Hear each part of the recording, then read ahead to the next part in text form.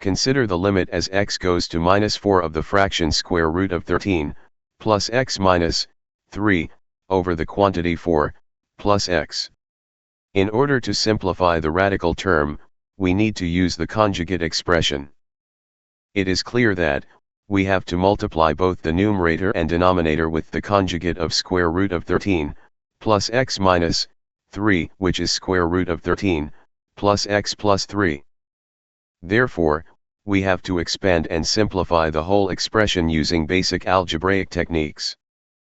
The problem becomes, limit as x goes to -4 of the quantity 4, plus x over the quantity 12, plus 3x plus 4, plus x times the square root of 13, plus x. Then, we factorize the numerator and denominator in order to find a potential common factor, then simplify the common factor. Therefore, when we plug -4 in the new expression, we find out that the limit is 1 over 6.